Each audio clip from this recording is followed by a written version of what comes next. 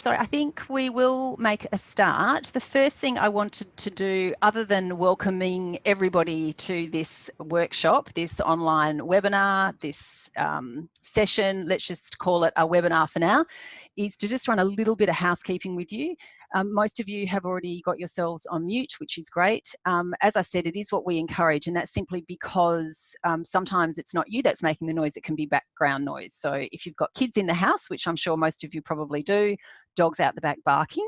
I'm assuming everybody can hear me okay. If you can't, this is when we can use the chat function to be able to have a conversation. So for those of you that are new to using Zoom, if you hover your mouse over the bottom of the screen, you'll see a little bar pop up and it'll say things like security participants, of which we have 21, which is great. And then next to that is a little chat. If you click on that, a window will pop up, and you can drag that window over to the right-hand side of your screen, and you can then type in any questions that you may have. So the way that this webinar is going to work is I'm presenting, but Megan Sauzier, our CEO, is here as well. And Megan's going to be taking control of the chat function because I can't talk and look at you and type responses at the same time, as clever as I think I am. So what I encourage you to do is, if you've got any questions whatsoever throughout the webinar, is just to type them into the chat function. Make sure that you've clicked on to everyone that's participating, so it's not just to one individual person. And then you can click on, so mine automatically came up and said chat with everybody in the waiting room. So I've just clicked on that little arrow and changed it to chat to everyone. As we progress through the session, and I know this is only 45 minutes and it's not a long time to kind of cover what we need to cover, type your questions into the chat function. Megan will respond to them if it's a quick response, or we'll hold them over until the end of the session where we're having a Q&A, time permitting. So, so that's pretty much it. Does anybody have any burning questions to start with about, are they having an issue, tech issues I can possibly help you with a little? Not a great deal. I'll do my best. Does anybody have any questions? Nope. Great. So I would just like to start by acknowledging the traditional owners of the land. And for us, where we are at the moment, that is the Whadjuk people. So we pay our respects to our elders past, present and emerging. I'm just going to now share my screen and we're going to start with the PowerPoint. So I just need to get real good. Okay. And I don't know how to forward to the next screen. Excuse me, see, tech issue already. I just need to,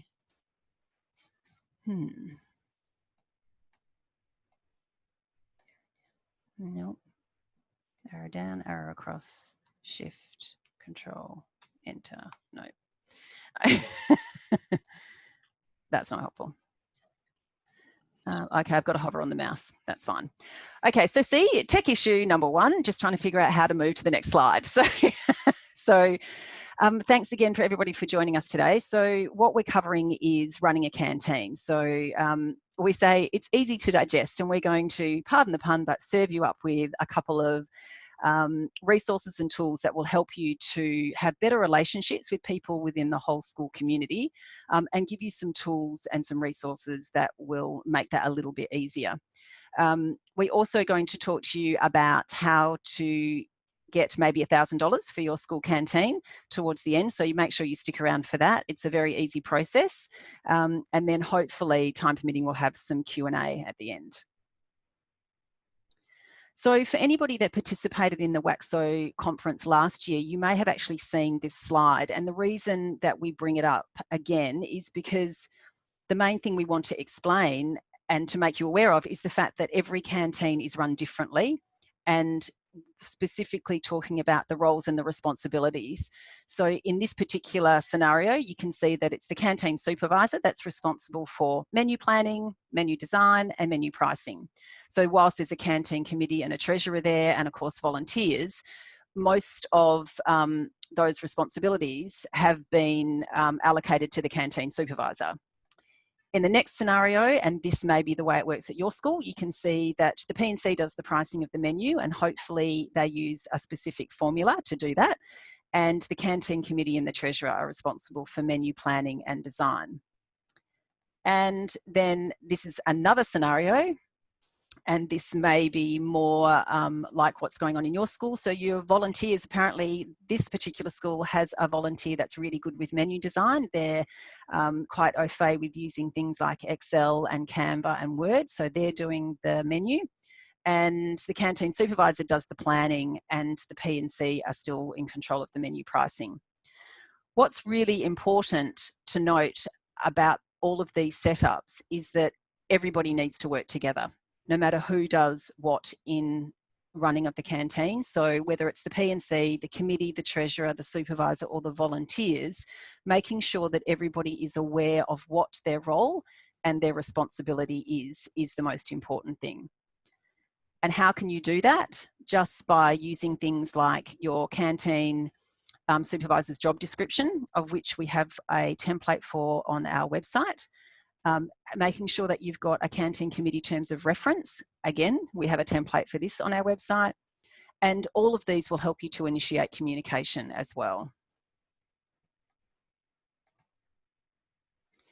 So if we want to focus on developing positive working relationships, how do we go about that? And there's three key things that we wanted to cover today. So knowing what your canteen, or what you're asking of your canteen employees, is really important. So in any business situation, so whether it be in a multinational business or a small not-for-profit organisation, or a business that maybe has one or two employees, communication is the key, and making sure that everybody understands what their roles and responsibilities are. So number one is to make sure that you've done traffic light training. So quite often we have P&C members come along to our traffic light training when we run face-to-face sessions, and we know a lot of them do it online.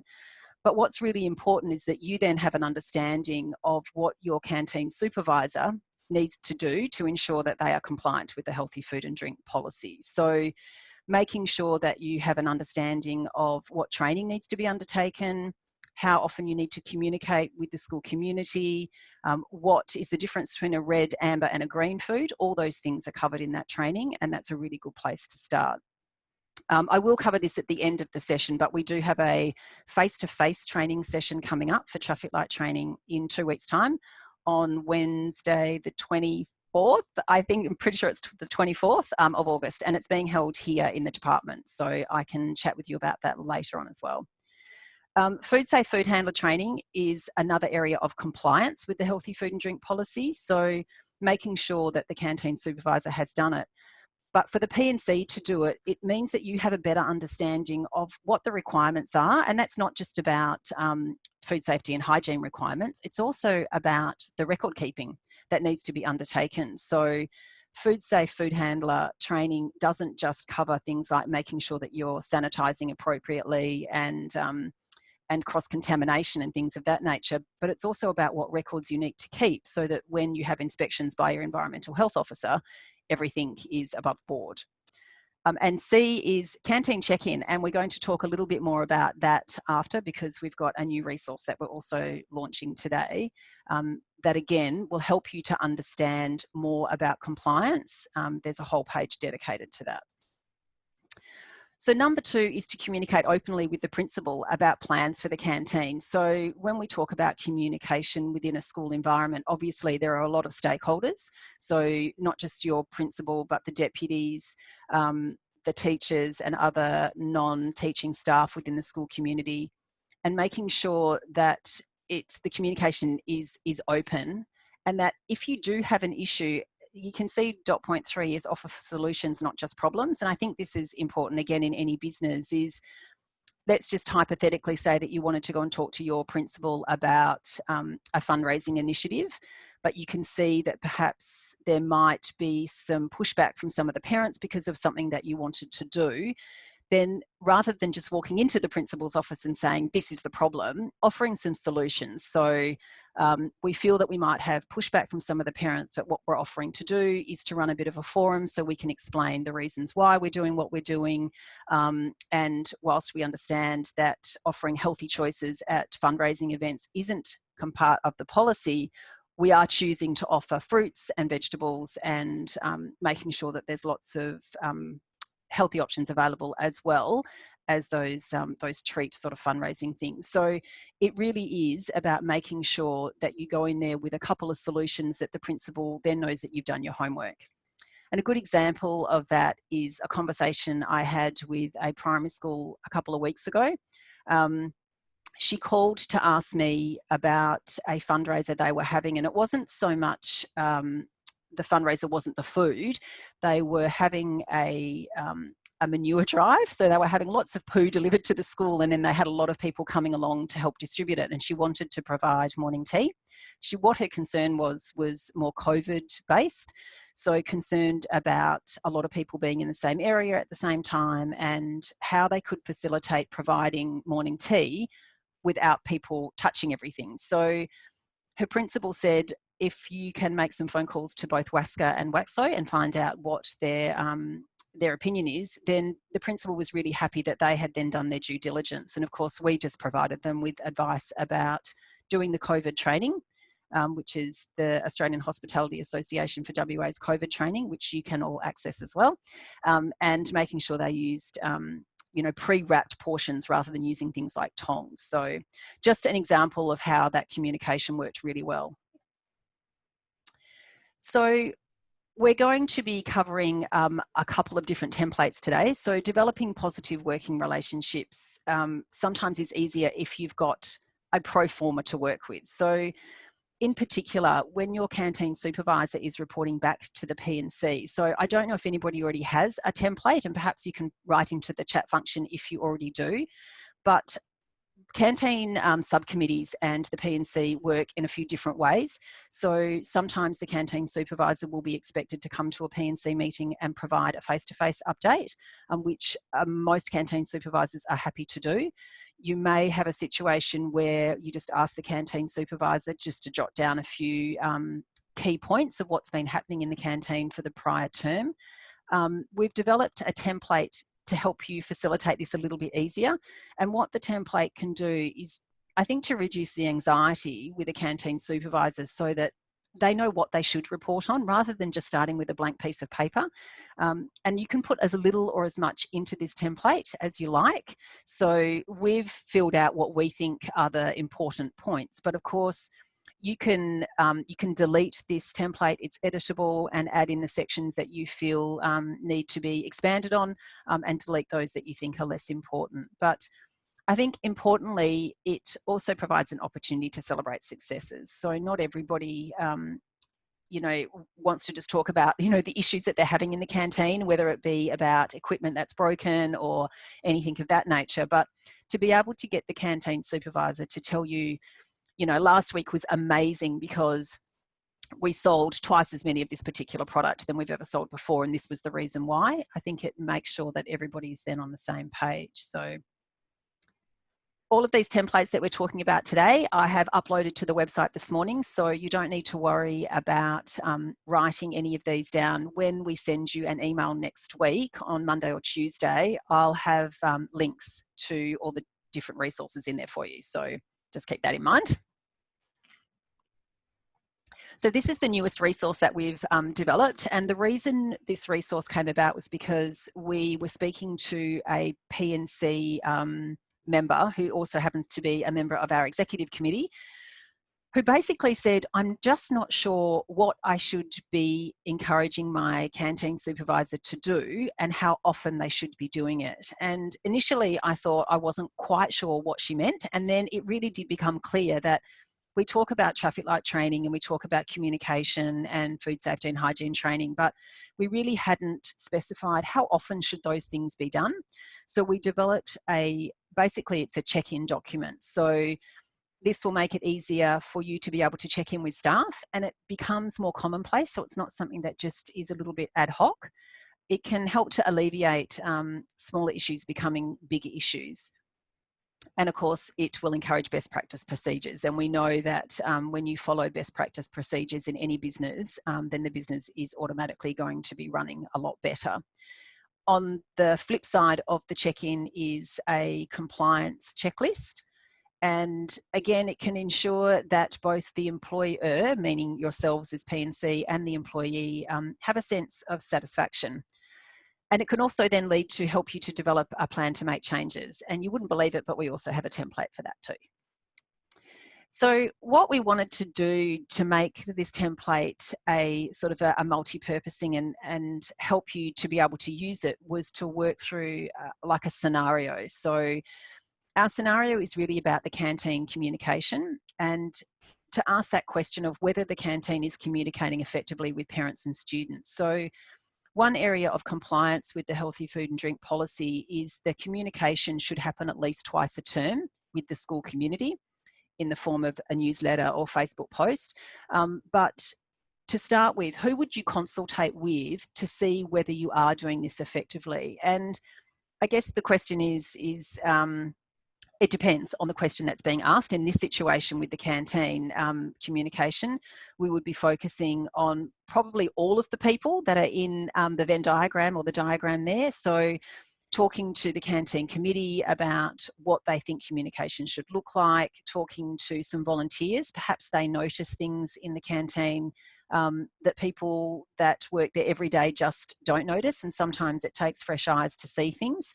So in this scenario, if we move to, oh, sorry, I forgot there was the pop-up there. So one of the recommendations, and if I just go back, you can see underneath step 1 in the red text there, it tells you where these templates are located. The template for this particular part of the canteen check-in is basically called a checkup, and it has a list of questions that you can then use to form the next step. So this is what the canteen checkup looks like, and it really poses different questions for different scenarios. So for example, in staffing, it says, how many paid staff do you have and what are their hours? Under menu, consider recess items, is everything popular? So it splits it up into different categories, so the questions can be tailored for the situation that you've got at your school. So in step 2, we talk about what would be reviewed. So in our scenario about effective communication strategies, so asking the question about what sort of communication strategies are we going to be talking about? So does the P&C or the canteen have a Facebook page? And if they do, who's responsible for the content? So I know that just deciding to have a Facebook page and then saying, well, we'll just populate that and we'll do a post every day sounds really simple, but it's actually not. So making sure that somebody is going to be responsible for doing those Facebook posts is really important. Maybe somebody needs to check the post before it gets posted. So there needs to be 2 people that perhaps can have access to the Facebook page so that they can check to make sure there's no typos or that the post that you're doing is relevant for the rest of the school community. And if the canteen supervisor is going to contribute content, is this in their job description? If it's just the P&C doing it, do you then liaise with the canteen supervisor about what sort of posts should be included? Perhaps the communication strategy isn't about social media at all. Maybe it is about contributions to the school newsletter, and hopefully you're all doing that anyway. But again, who would develop the content for the school newsletter? And if you go to the WASCA website, you'll see that we have some snippets of things that can be put in the newsletter that are just a general focus. So things like, calcium content in dairy foods and little snippets about different fruits and vegetables. So you can use those to put in your newsletter. Otherwise, using the newsletter to communicate with parents about specials that are coming up. Perhaps you just need volunteers. There's a multitude of different things that you can use there. So the resource for this is the staff review template. So you can go to our website and see that there is the canteen supervisor job description, and then there is also another document that will help you to review what is your canteen supervisor happy with their current job description. And this particular document provides an opportunity for both parties to review what the current work situation is. It's not just supposed to be a document where you sit the canteen supervisor down and say, these are all the things that you're doing and this is what we need you to do now. It should be a 2-way process and gives everybody the opportunity to talk about what the strengths are, perhaps what the weaknesses are, and to make a plan moving forward. So step 3, if you're going to still use the scenario about the communication plan, is to discuss how this can be done. So working out what's the best time of the day. So going back to step 1, remembering the people that should be involved in this process. So if it's just the canteen subcommittee perhaps and the canteen supervisor, and in this situation, let's just say it's those 2 groups that will be involved. Will the canteen supervisor be expected to participate in this discussion outside of work hours? And is it written in their job description that they're expected to do that? If it's within work hours, it should still be written in their job description that the expectation is that they contribute to a communication plan. So as long as the roles and the responsibilities are open and everybody is aware of them, then you will alleviate problems moving forward. And the link for this particular step is to go and have a look at the Focus Canteen online training. So for those of you that wanted to perhaps upskill in different ways of running the canteen, and the Focus online training is a comprehensive training course. So it covers everything from how to do markups of your menu, how to price your menu effectively, how to actually start a canteen, what the roles and the responsibilities are, how to develop a menu. It does cover food safety and hygiene, but it is not a comprehensive course. It just talks about the basics that you need to know. It's a comprehensive training. It's currently on a 30% discount, and this was done because of COVID to make sure that online training was accessible for everybody. So I encourage you to go and have a look at that and encourage your canteen supervisor to do it as well. So step 4 is about making a plan. So as I mentioned before, we do have a template for almost everything. So once you've decided that you wanted to work out a communication strategy, how can you make sure that just by talking about it, it progresses into an action? So we have an action plan that you can use to keep track of your progress, but also it's a way of letting the rest of the school community know about the progress. So for example, in our scenario, you have the canteen subcommittee and you have the canteen supervisor making a plan about how you're going to communicate with the rest of the school community. Once you've done the plan, you can then take this back to the P&C and present the plan to them so that they are aware of what you are doing. So the next time there's a P&C meeting, you can sit down and say, we had a meeting about our communication strategy, and this is the plan that we've come up with. The most important thing down the bottom there is, of course, is to thank everybody that's involved. So when you've worked through step 1 to 4, making sure that everybody feels valued and everybody feels that their contribution is being heard. So this is a copy of the action plan. We've put an example underneath the first box there. You'll see just underneath the blue row, that header. So an action plan helps you to clarify exactly what you're doing. So what actions or changes will occur, and really importantly, who's going to carry it out. So it's all very well to make an action plan and then you all walk away from your meeting and one person says, oh, but I thought you were doing that. And the other person says, but I thought he was doing that. So having it written on a piece of paper that everybody gets a copy of means that you can progress with the action and make sure that you are successful. So making sure someone's responsible. The timeline is really important. So not making it so difficult that everybody feels that they're leaving a meeting where you've developed an action plan thinking, I'm never going to be able to get this done in the time frame that's being allocated. So being really reasonable and open, and of course open to extension as well. So if it looks like things are kind of going a little pear-shaped, then go back and reevaluate and just say, maybe we need another term to make all the changes that we want to make. The resources, so what resources will you need? And again, WASCA has a multitude of resources that are on our website. A lot of the templates that we have are like this one, which means you simply download it as a Word document and then you edit it to suit your own situation. Because, I mean, obviously, as we know, not every school runs exactly the same way. And you might find that you wanted to insert extra columns or extra rows into the template or the action plan to make it just your own. And then to review the progress at the end. So to make sure that you've gone back and you've looked at, you know, what worked really well and perhaps what needs reevaluating. So on the flip side of the check-in is the healthy food and drink policy checklist. So this checklist really is about compliance. So perhaps you can write into the chat function if you've seen this checklist before. I'm hoping I'm hoping everybody's going to say yes. We've definitely seen this before, because if you've ever had a menu assessment done by WASCA, then you should have received this back with the assessment. What this basically does is that it helps you to understand the 5 areas of compliance. But what we did with this new version is we added in an extra line that tells you how often you should be doing things. So if we have a quick look through, number 1, develop a school-based healthy food and drink policy. So I'm hoping that you've all got a policy. You should review your policy every year to ensure that it meets the expectations of the school community. So how could you do that?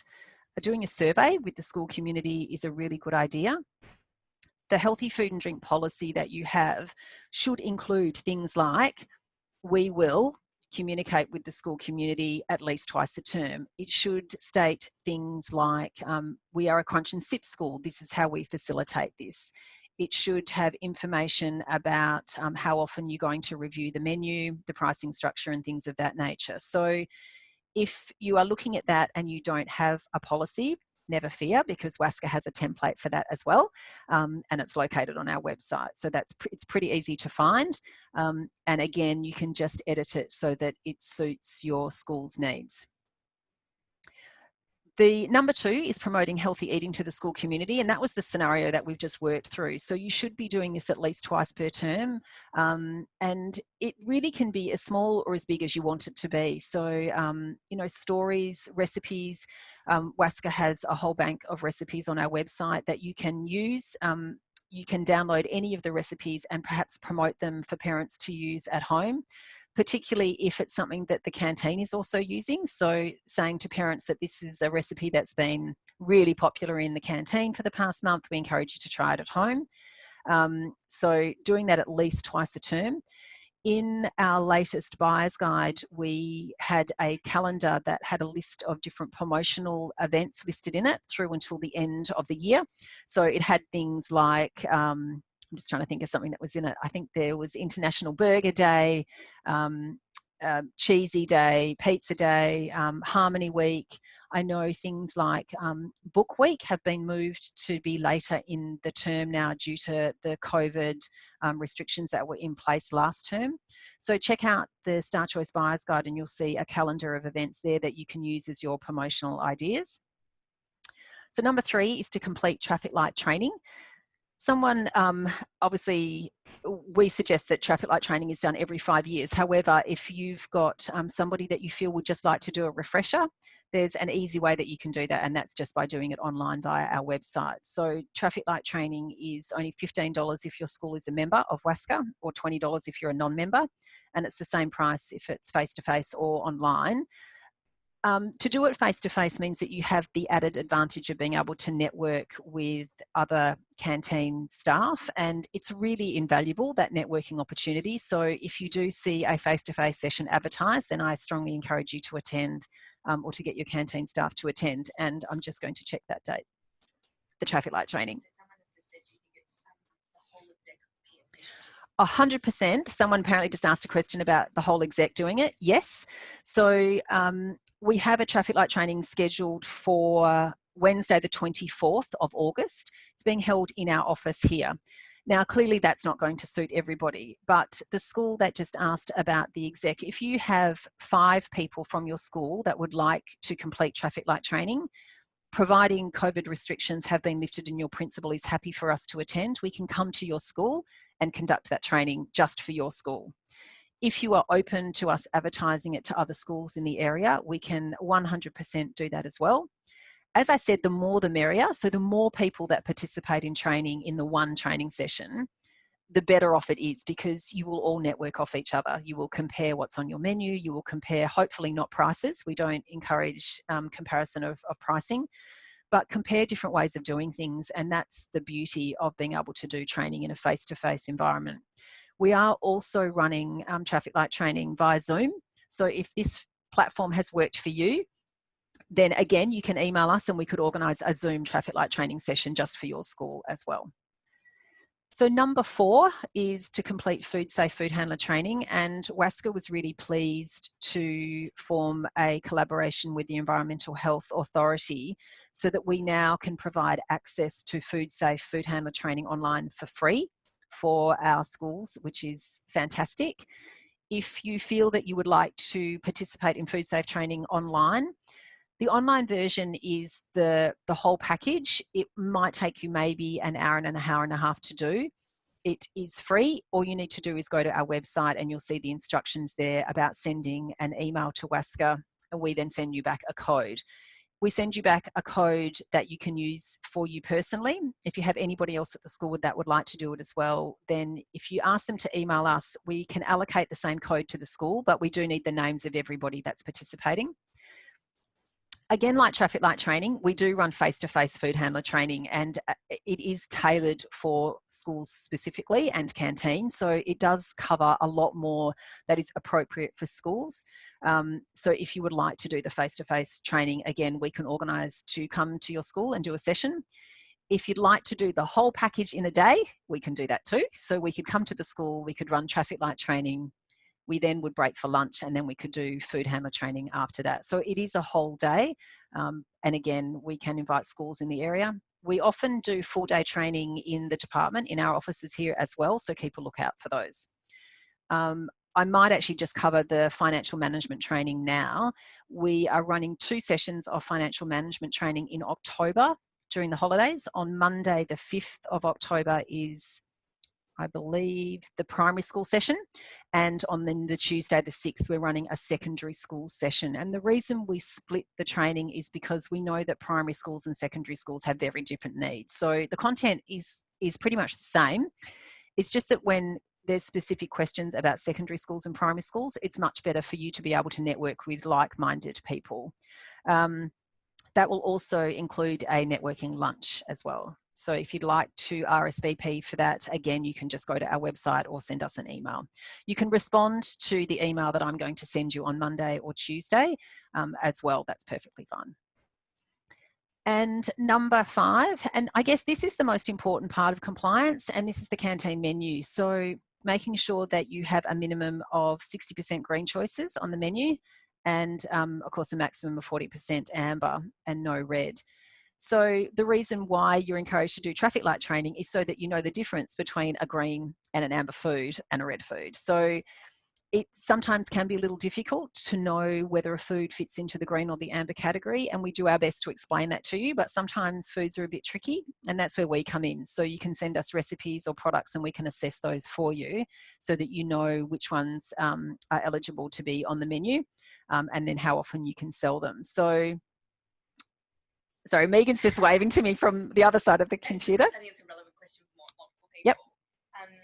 If you're a K to 10 school, should you do both primary school and high school? If you're a K to 10 school, you actually can choose which training that you come to. I would probably suggest doing secondary school training, but what may happen is that if we don't get enough people for both the separate training sessions, we will combine it.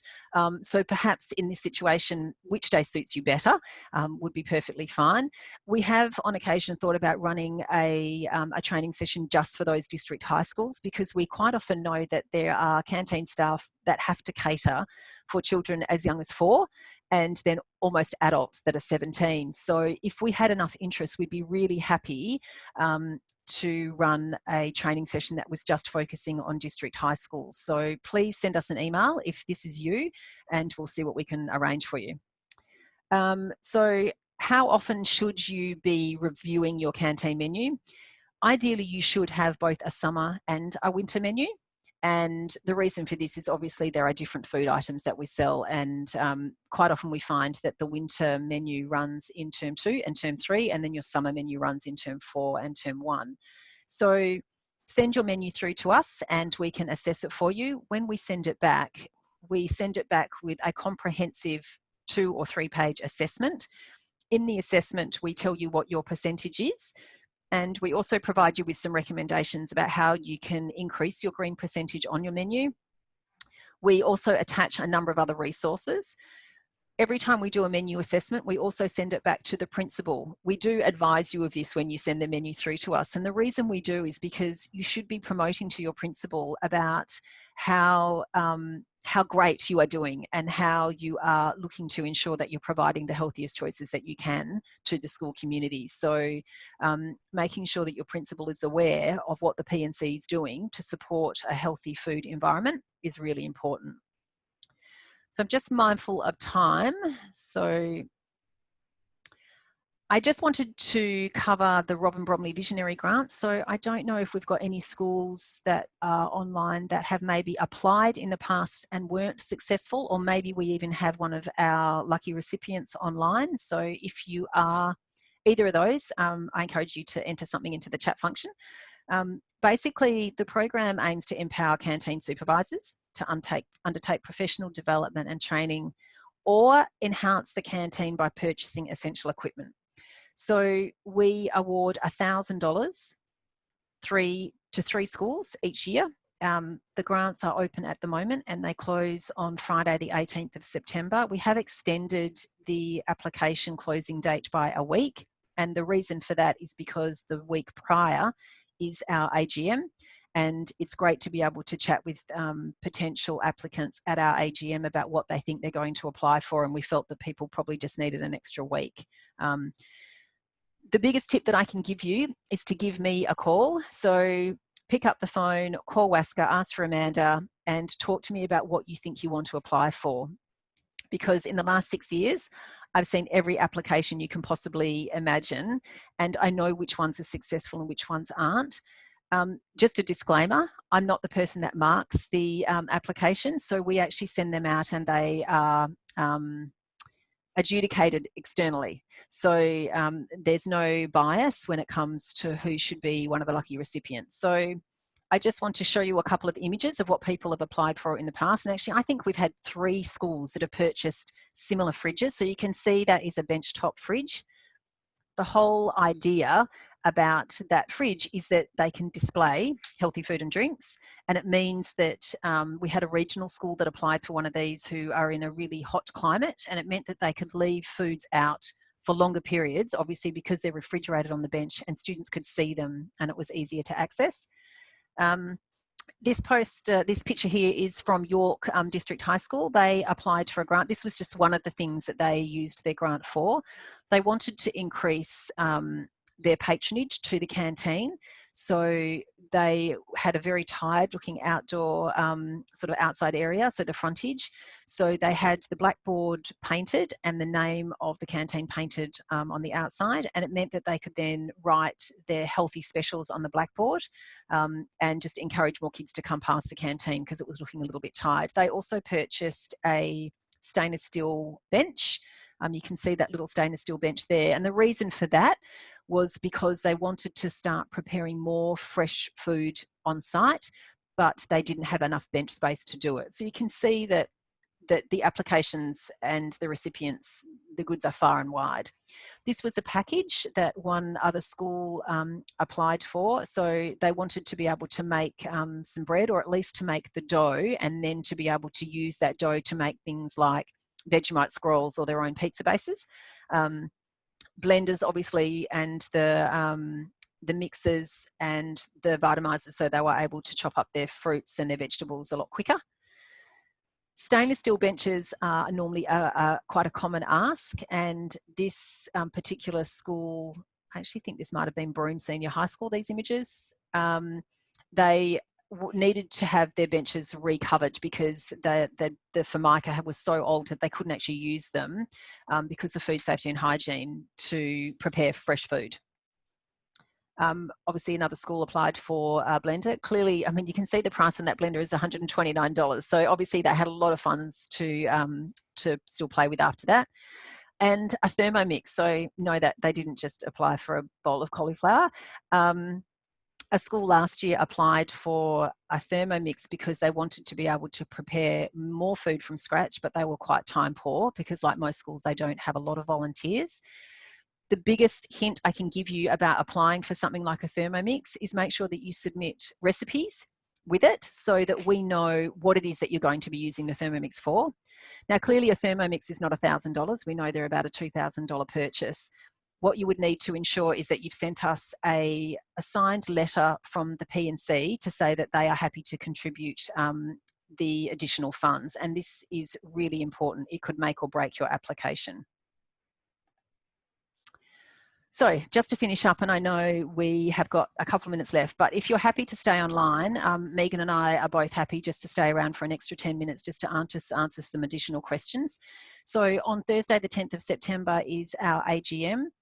You get to come and have a look at the amazing Bob Hawke College and the cafeteria that's there. They are lucky enough to have appointed a chef, as I can hear you all laughing, as the canteen convener. So he does run it as a contractor, and he's doing a truly amazing job. It coincides with Are You OK Day, so we'll be having a little bit of a Q&A about supporting each other and, again, communication between stakeholders within the school as well. It runs from 5 till 7. There'll be a light supper, and we strongly encourage you to come along. So just by participating today, we would like to offer the chance for you to win free WASCA membership. So WASCA membership is $90. What does membership get you? A whole multitude of bonuses. So just by participating today, I will send you out an email on Monday, and what I'll do is I'll include the links to the resources that we've covered today, and importantly, a link to a survey. So whenever we do a workshop, and I know that this has been very different from the ones that you've participated in before at Crown, but we learned from you about what other resources that we can develop for you and how can we make them better. So I strongly encourage you to complete the survey. When you get to the end of the survey, you can pop your name in there, and then we will draw somebody out to win. And I think your odds are pretty good. I think we've got 42 people online, so I think that's pretty good odds.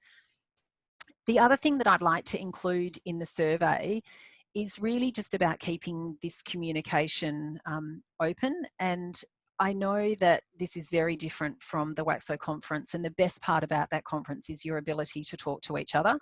So what we'd like to do is to keep this conversation going. When I send you the email on Monday, I'd like to be able to put in a couple of time slots for a simple 1-hour network meeting. We ran some really successful network meetings during COVID, and we used Zoom. We only had a maximum of 8 participants, and what that meant is that you could all see each other and you all got the chance to talk. So we would really love if you can choose a time slot that suits you. So it could be 2 till 4, it could be 4 till 5, it could be 5 till 6. So we're happy to arrange a network meeting that suits you. So choose all of the time slots that apply to you, and then within the next couple of weeks, we'll try to organise a network meeting. If we need to organise 3, 2 or 4 to make sure we can fit everybody in, then we definitely will. Fantastic. And the best part about that is that there's no PowerPoint, which means that I can actually see you, because it's really not nice to me just to stand here and just talk to a PowerPoint presentation. So I think that would be a fantastic thing to arrange in the next couple of weeks. If you feel that you'd like to wait and do it during the school holidays in October, we can certainly do that too. So I think we have kind of finished our time, but we are happy to answer if there's some burning questions, and I'm just looking at Megan to find out. No, I've answered everything, but it would be more so if someone wants to ask a question rather than type it, give us a way, you can unmute them. Does anybody have a question? If you would like to wave at me, I can't see everybody, or just unmute yourself. I'm happy to hear a voice. That would probably be really quite nice.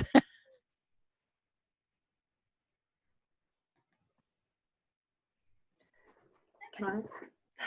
Yes. Now you got your hand up, and it's Liz from Mount Hawthorn. Liz, yeah. Hi, Liz. How are you? Good, thanks. I'm the treasurer, so I'm quite interested in the financial side of it, because I haven't had much really to do with the canteen as yet. I was a bit busy with the uniform shop, but now I'm turning my eyes to the canteen. Sure. And so that's really attractive to me. But can you give an idea of what they cover in that course? In the financial management? Yeah. Sure. So it covers, if you go to our website, you can click on our training and there's a lot more of an outline, but Yep. in a nutshell, it will cover best practices. So it will teach you how to work out what your overheads are for your canteen. It'll work out how then to figure out what your markup should be on your menu. It Yeah. will give you templates for things like wastage and stock control and how to make sure that you are Fantastic. taking all of that into account. Yeah. It's one of those training sessions that if the treasurer or someone from the subcommittee and the canteen manager can attend together, Yeah, it big is best. mutually beneficial. Yeah. Yeah, Yeah, it's a that's lot of fantastic. work. Doing proper financial management training and then putting that all into place in a canteen is an awful lot of work, and we completely understand that. So if 2 people come, Yeah. it just makes it easier.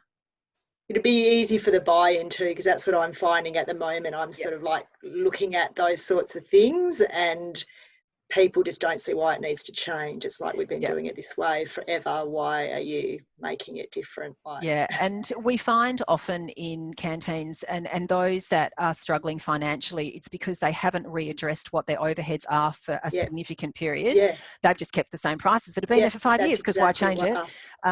And you need to make sure that you're taking your wages into account. Are you allocating super?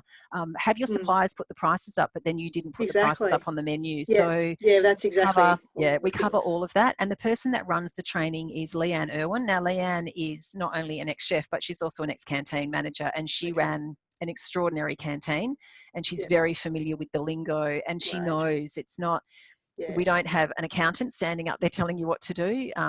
Leanne's great. I've got the accounting background, not the management background, so I can do that. I know what needs to be there, but like, we haven't been doing stock record, like we don't keep records of stock as such at all. So it's really, what I feel like, it's just guesswork at the end of the day. The first time I came on as treasurer, I'm like getting really nervous about the canteen loss.